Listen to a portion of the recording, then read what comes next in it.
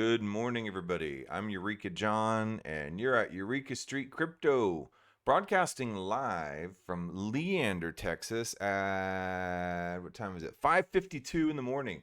It's a little later than normal. I need to go to work, so I'm gonna have to cut this one short. Just read a quick article that I read last night. As I was going to bed. This is what I do. This is my morning show, my little brain dump, and me just trying to talk about all the things that I learn in crypto on a day-to-day basis, and I try to keep it up. I've been going on like this since October 24th, 2020, and I'm 401 episodes deep, it looks like. So yeah, I guess I've stacked a few episodes. I've learned a lot, met a lot of cool people in the crypto space. I've been, you know, been my mind blown by all this technology and all these ideas and concepts that come out through the crypto space. I've been talking to some people who are, some normies, I guess you call them, who have been interested in crypto and wanting to learn about it. And I just tell them, I'm like, man, it's just like the ultimate game, the game of strategy, the game of technology, the game of economics, the game of psychology, the game of game theory. And you just learn so much about a lot of different walks of life. And you have everybody in the crypto space is new. Sure, there are some OGs, old Bitcoiners and stuff, and people from the, original Ethereum Foundation, like way back in the day, that formed Ethereum and stuff like that. But they're still new too. I mean, all this stuff is new, groundbreaking technology that is happening, and everybody's trying to figure out the way to go. Some people are being, guardians and gatekeepers of what's been built up already, and other people are just going off on wild, trailblazing tears through the space. So, I mean, people have coming from all different types of backgrounds. Some people are coming from finance. They don't know jack squat about programming or computers. And then other people are coming from software programming, and they're having to create smart contracts and decentralized finance applications with zero knowledge of finance. So, you get both of these worlds converging, and then you get a guy like me, who came through seminary and then, jacked around with, doing nothing basically for 10 years, playing music and stuff, and then just kind of jumping in because I think it seems cool, and then you got just, even, I don't know, people like truck drivers and plumbers, and then, you have people who working for the government, and then people, like people from every single class and sector of society are coming together in cryptocurrency. And people approach it from different ways. Some people approach it because they want to make quick money. A lot of times that's how people start. They'll jump in the space, trying to they see their friend who suddenly made, $20,000 on some weird little micro coin project and stuff like that because it pumped, and that person got out at the right time. They don't see the tons of people that get completely wrecked, and then other people, like get in it because they love the new technology. Like myself, I saw the dot-com boom of the early 90s, but I was kind of a kid back then. I was in my teens and stuff, and I didn't really understand what was going on. And I feel like I'm watching that again, but this time as an adult, I actually get to kind of really follow it and participate in it and stuff like that. So that's what I'm trying to do here. Anyway, let's go to the CoinGecko, take a look and see what's been going on overnight, if anything. I look at CoinGecko and stuff like this, these coin ranking pages like CoinGecko, CoinMarketCap, CoinPaprika, CoinCodex. There's a few others, and there's some paid ones, like Token Metrics and stuff like that. But I just stick with CoinGecko. What can I say? I like the gecko, Hey, what's up? So Bitcoin's at $37,028, Ethereum 2519. I mean, just, we're kind of moving red again in the past 24 hours. We had a little bit of respite in Austin. It was, cloudy and rainy all week, and then the past couple of days have been sunny, kind of like the crypto market, and then now it's like rainy again today. So who knows? Maybe the Austin weather's following the crypto market or vice versa. So anyway, yep. Let's talk about the weather. Let's talk about the government. Let's see here. Binance Coin 369.85. We got Tether, of course, stable coin in number 3 spot. USDC is $1. I thought that USDC flipped Tether in market cap or something for a bit there. Maybe it did. I don't know. Cardano $1.02, Solana 90.57 and number 7. XRP still hanging around at number 8. I don't know how, but it's doing it. There's some diehard XRP people out there. Polkadot 17.55. Dogecoin 13 cents at number 10, and then we have Terra that jumped up above Avalanche at 45.50. Avalanche is at 65.92. Binance stablecoin. Then way down here, number 14, you have Shiba Inu that's been dropping massively. So you had Doge and Shiba Inu for a while, neck and neck, right there all the time, with Avalanche kind of poking right up in the middle of it, and Terra as well. But then, now Shiba Inu's dropped all the way down to number 14, which I'm honestly kind of glad to see. But that's just between you and me. All right, so let's hold on. Let me just scroll down and see if there's anything else that really stands out. Crypto.com went up 10% and dropped back down 5% in the past 7 days. Chainlink, okay, 1687. Chainlink kind of moves real quick and then just kind of sits there and squats for a while, and then it'll move real quick and then squat for a while. That's just what Chainlink does. Decentraland, the Metaverse token, up 20.3% in the past 7 days. I do have a nice little healthy, I hate to say bag, but I got a bag of Mana Decentraland tokens, and it's up 0.8% in the past 24 hours. So, all right, man. The Metaverse token is not doing too bad. The Sandbox Metaverse token up 21.7% in the past 7 days, down 3.5% in the past 24 hours, but still up 21.7% in the past 7 days. So sounds like some Metaverse tokens are doing pretty super all right, man. The Flow, which is Flow NFTs, also deals with some Metaverse type of stuff, up 24.7%. Let's see, T-Fuel. Theta is technically a Metaverse-ish type of token. So it sounds like an Engine Coin up 10.1%.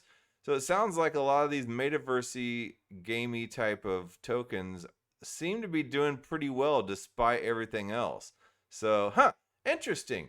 Yeah, so the Metaverse is in full bloom right now, which brings to light now this article that I was going to read. Metaverse versus data privacy, a clash of the titans. Okay, so what's up, person that writes in Cyrillic alphabet? I've seen you jump on here several times, so thank you for jumping on again. I don't know if you can understand me, but okay, or maybe you're just like a Russian bot. I don't know. Either way, whatever. Thanks for jumping on the stream and contributing to the stats. Okay, so Metaverse, it's an article on VentureBeat. I don't know anything about VentureBeat, so if the source is lame, let me know, and I won't read from it anymore. But this is just the headline caught my eye, and so I read the article last night, and I figured, hey, I'll talk about that tomorrow morning. Anyway, so where did my notes go? I made all these notes on here. Oh well. All right, so it may well be another clash of the titans when the upcoming Metaverse, such as we understand now, meets data privacy. And I've been thinking about this for quite a while. Facebook, obviously, the big bad Facebook coming in.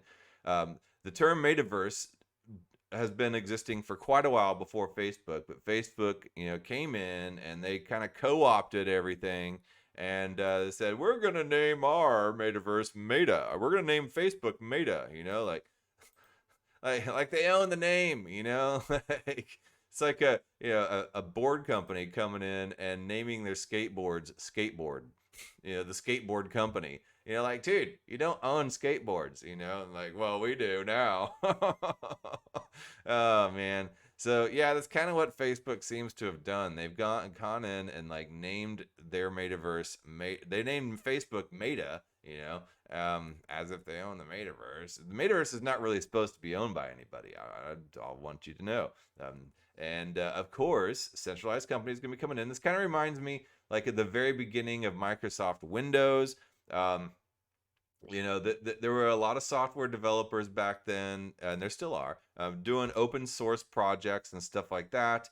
And they wanted to keep it open source, and that's what Linux was too before Red Hat came around. And Bill Gates sat there and took a lot of that technology and then wrapped it up in a package, called it Windows, and then made it for sale, and then went on the attack towards a bunch of open source developers who were creating other similar applications.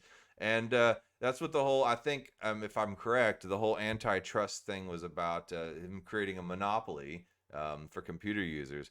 But yeah, back then computer users were hobbyists, and they were writing programs, they were writing operating systems and stuff like that. And then Bill Gates, came straight through there, wrapped it up, and then decided to turn it into a commercial product. And then tried to exclude everybody else from making any money off of it. So anyway, Facebook, it seems, it's not exactly the same, but it seems very familiar. So anyway, it may well be another clash of the titans between Dataverse, data privacy, and the Metaverse. The Metaverse wants to harvest new uncharted personal information, even to the point of noting and analyzing where your eyes go on a screen, how long you gaze at a certain product. Data privacy, on the other hand, wants to protect consumers from this incessant cherry picking.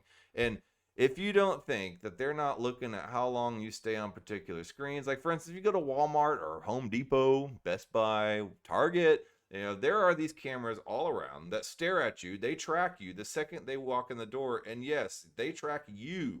And then they see how long you sit in front of a certain product. They try to figure out what you're looking at and stuff like that. Then they sell that marketing information to all types of companies, not just food brands and stuff like that, but companies that do consulting on how to set up stores, all types of companies, and they make money from that data. They probably make more money from the data of people that walk in the store than sometimes the actual products. And maybe that's in Walmart's case, because Walmart's so cheap. So think about it. Data is gold, and Walmart has tons of data from all the people that go in and out of the store and buy there, and then from their buying habits and stuff like that. So they might be making more money from that data. Think about that. So anyway, data, on the other hand, wants to protect consumers from this incessant cherry picking. That, friends, describes the upcoming battle in the future world of harvesting new personal preference information, and companies are already planning on how to monetize this potential bonanza for themselves. It's a smorgasbord of information. No longer do they have to build brick and mortar establishments. They can build a 3D metaverse and then sit there and sell you everything that they can possibly think of, and a lot of the stuff isn't even real. So one can bet that in the new online economy of the future, plenty of new startups will be lining up on both sides of data privacy and the Metaverse data collection. So when you talk about going into a virtual or an augmented reality, it's all about information as power, said David Nudie, Senior VP for North America Channel at Nord Security. So he said, when you talk about going to a metaverse or an augmented reality, now what augmented reality is, let me kind of get everybody up on the same page. Think about putting on those Google glasses, and then everywhere you look, you can, if you need a map and you're in a downtown of a city, you can put the address you need, and then Google glasses will show you the Google Maps translucent view, so you can follow the little line of where you're supposed to go. Or if you want to put it on another setting, think about like maybe if you're in a store and you can put on the glasses or whatever, and say you go into like a furniture store, and you can just look around the furniture store, and everything will have the information and the price tags on it in your view. So you won't have to look at price tags or anything like that. It'll be there. So yeah, I can see stores having the augmented reality glasses up at the front counter that you can go check out or whatever, and then you walk around the store with those on. So anyway, that's augmented reality type of stuff. And there's augmented reality graffiti artists right now, and places like New York City, for instance, that create graffiti on a wall, and then you can sit there and look at it through augmented reality glasses, or through your iPhone. You hold it up to it and it will show you an augmented reality version of that graffiti, like that may be animated and interactive and all that type of stuff. So that's what augmented reality is. So when you talk about going into a virtual or an augmented reality, it's all about information as power. They don't create these platforms to feel good about bringing people together. They're mining information that is sold off to serve you content that is relevant to what you like to do. All right. So these people are not benevolent little, dictators or governments or corporations like that, wanting everybody to form communities and feel good about themselves. No, they want to make money and they want control and power. That's what they do. All right. Um, it just blows my mind, that people think that a lot of these government and corporate organizations and stuff like that are out to be just happy little people that want happy little communities and societies, and they're creating these tools for free, that want to bring people together, in diverse walks of life. No, man, those are marketing pitches. They want to make money, they want information, they want control, and they want to sell you everything that they possibly can. All right, so they don't create these platforms to feel good about bringing people together. They're mining information that is sold off to serve you content that is relevant to what you like to do. For example, if I'm in an augmented reality environment, a company may want to serve me an advertisement for a couch because they can see in my augmented environment that my couch is kind of ratty and in the background. Through artificial intelligence, they'll serve me up a color of a new couch that matches the paint on the wall of my house, right? So if I serve up an advertisement, it's no longer knowing that I'm serving up the advertiser to the person, but how long my eyeballs are focused on that content. So yeah, that's just the way it is. So charting your eye movements on screen. The value of those few seconds on the screen to advertisers can't be overstated. The question is, should companies have use of the analytics of that long stare at the new phone you're thinking about buying or a new Peloton you're admiring? If you contend this is an over-the-top invasion of personal space, get with it. That plane left the runway a long time ago. My previous illustration with Walmart and Target, they've been doing this for a long time.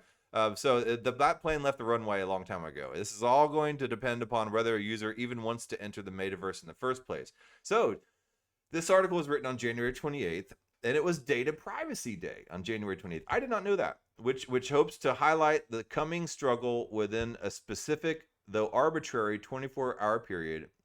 So a recent study from NordVPN revealed that a whopping 87% of Americans expressed major privacy concerns if Facebook succeeds in its proposed metaverse. So let me take a look at this Data Privacy Day link. I'm curious because I didn't know anything. They did a terrible job marketing Data Privacy Day for sure. They were maybe too private about it. So Data Privacy Day happens every January 28th. It is an international effort to create awareness about the importance of respecting privacy, safeguarding data, and enabling trust. Each year, the IAPP, I don't know what that is, partners with Stay Safe Online to promote Data Privacy Day. And just like that, just like last year, we were celebrating for the entire month of January. Oh, so great. They now have an entire month. Okay. Seems like everything just starts with a day, then it becomes a month, right? Let's have Polka Dot Day. Oh, it's Polka Dot Month now. But then these causes all start arguing with each other. No, January is my month. No, it's my month.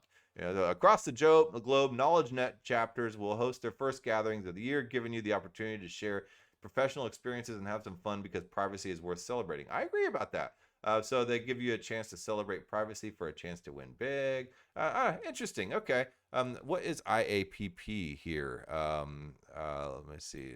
I am curious. I mean, they're claiming a day and now a whole month. I mean, I need to know what IAPP is. So IAPP.org.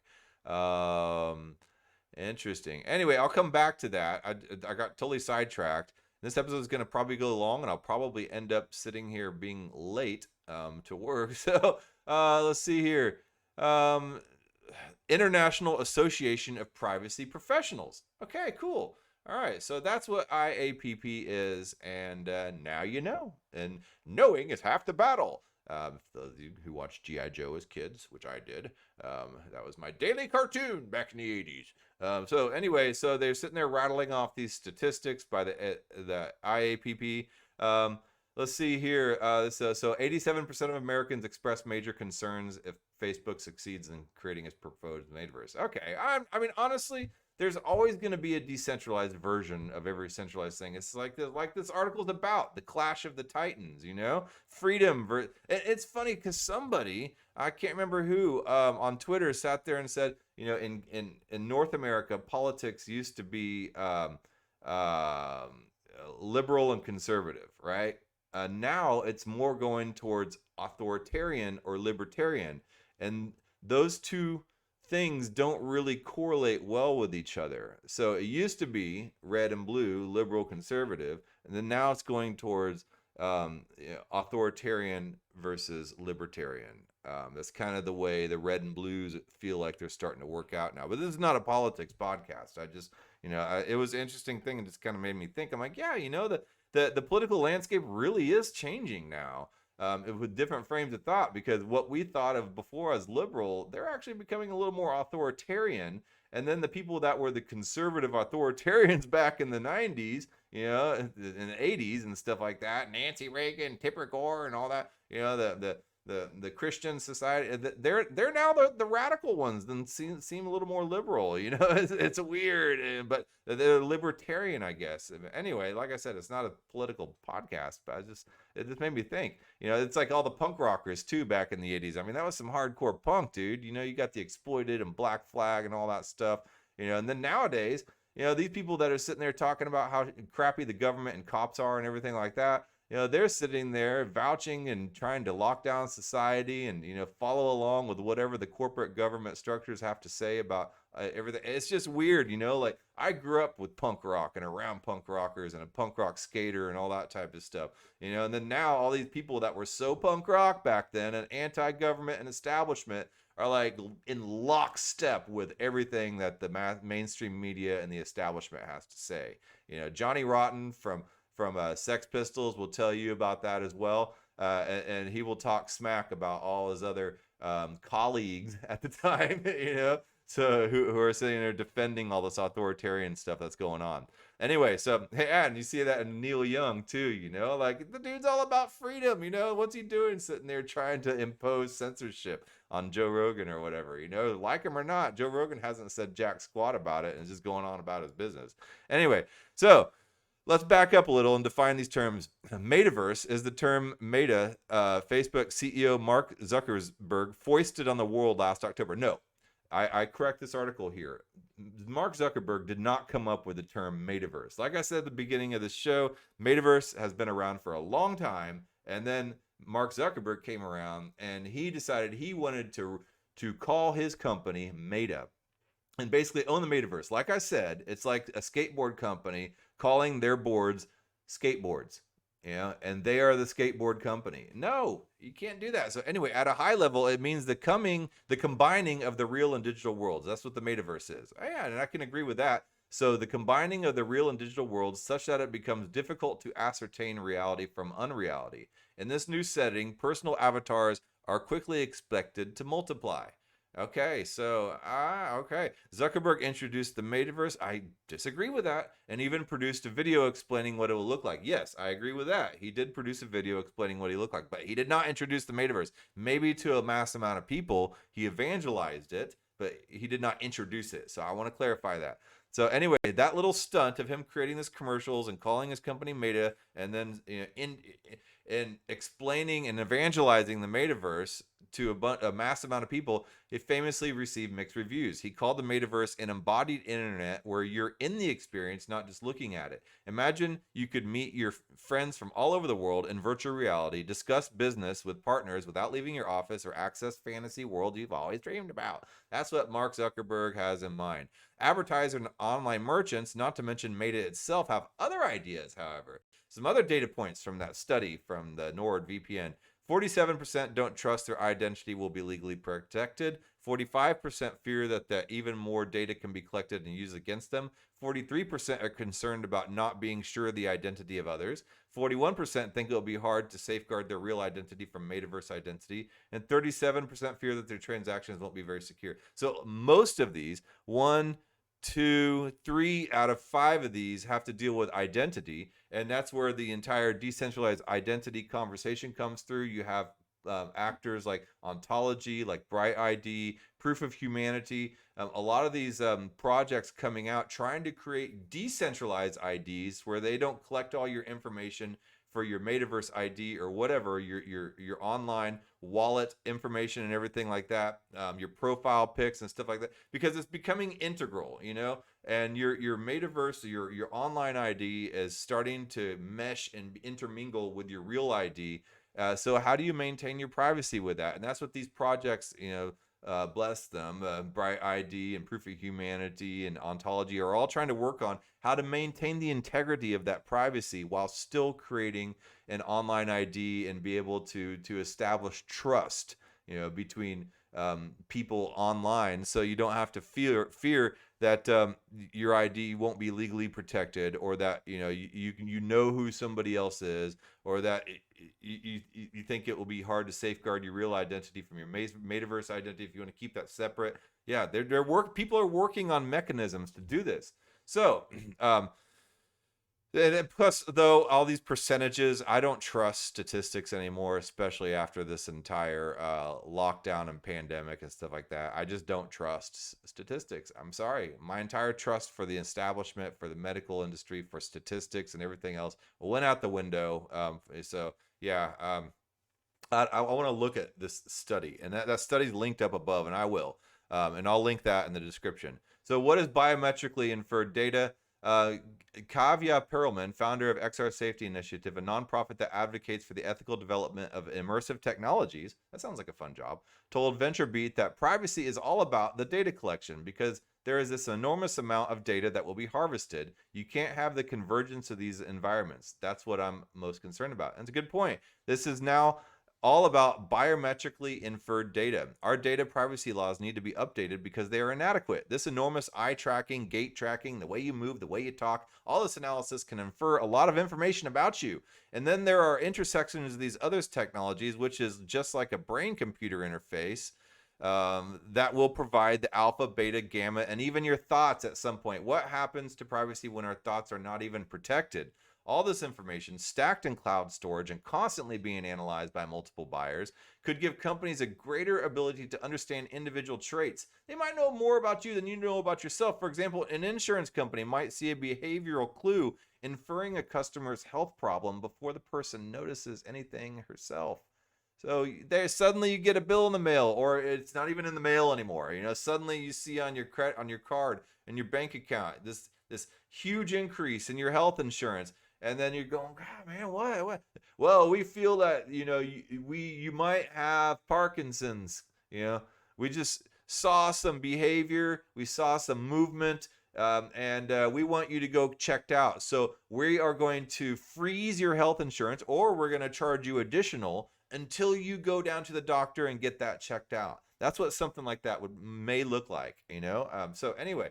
One common denominator about all this is that our sources agree upon is that this is only the beginning of a new phase of commerce and socialization on the internet. As time and tech move on, the results of data privacy policies, software, and hardware will become apparent. The other item everybody agrees on is that national, international, and local laws and regulations will lag far behind the advancement of technology as it has for decades. And we can see this in the cryptocurrency industry right now, too. There's all types of crazy DeFi, degen stuff out there that's way ahead of any type of regulatory bodies, so and the regulatory bodies do not like that.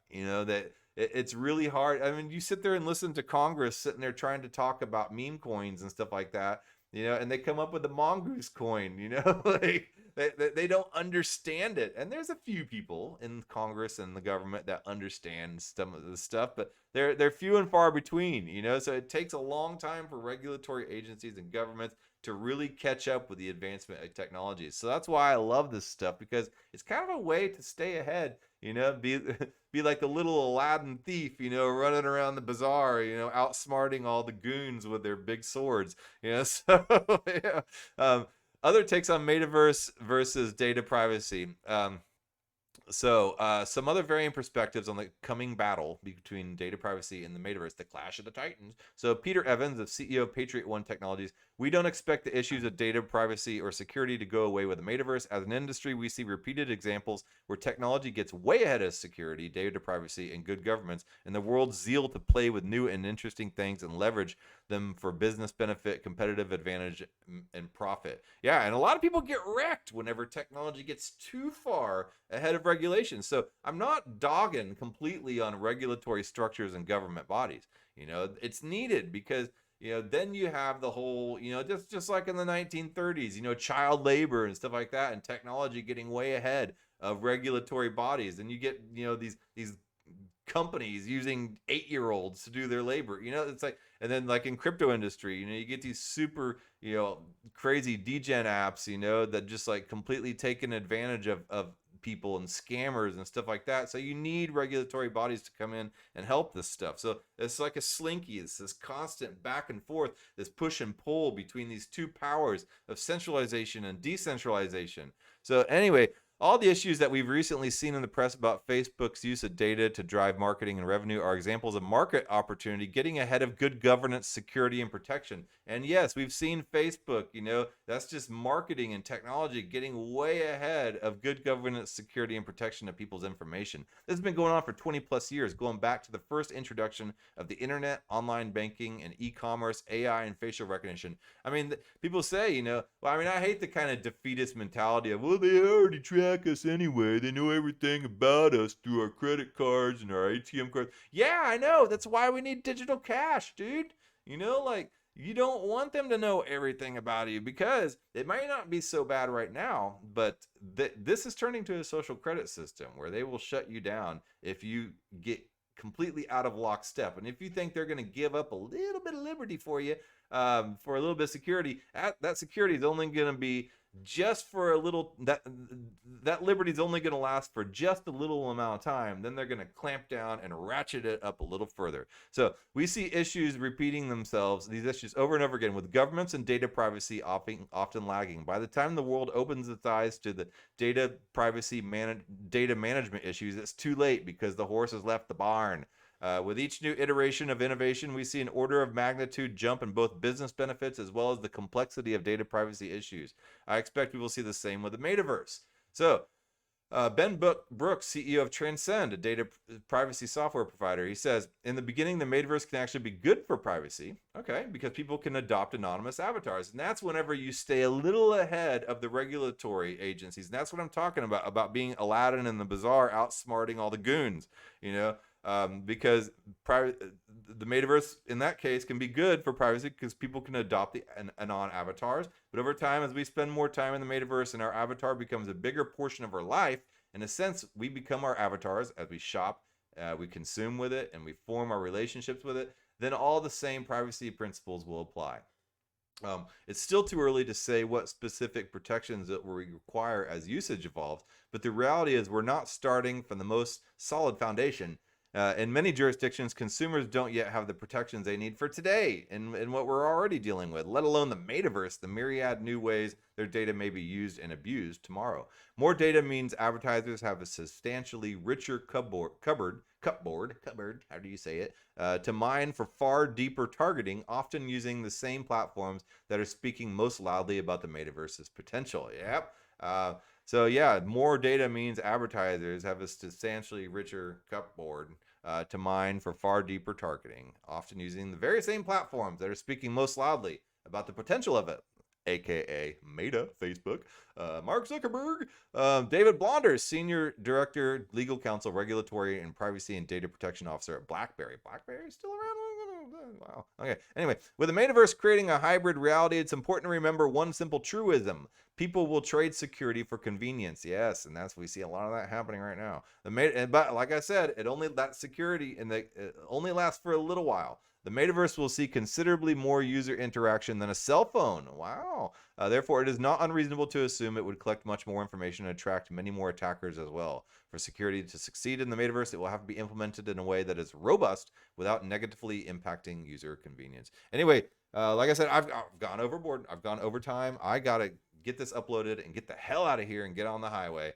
I got to get to work. I got to go be an employee and do my deal. All right, so you guys have a happy Monday. I hope I brought your Monday in. I hope I bring it in on a positive note. I sometimes I sit there and give scathing attacks and feel very pessimistic, and I talk smack about governments and regulatory bodies and stuff like. But I really am optimistic about all this and about the future and stuff like this. And I do have confidence in the balance between centralization and decentralization, and that there will always be freedom and liberty and things like that, pushing back against powers that want to completely control us and enslave us. And that's just part of human nature, and it's been a pattern all throughout history. So anyway, I want to leave you on a positive note. All right. Thanks, guys, for watching. Give a thumbs up if you think I'm super okay. And yeah, I'll talk to you when I talk to you. I'm not gonna do this every day anymore. Just because I have a lot of other stuff going on now that I didn't before. Before it was just the show, but now it's my job and a bunch of other stuff like podcasting work. So I'm not gonna do this every day, but I will do it as much as possible, several times a week. All right. Well, I will talk to y'all later. All right. Bye.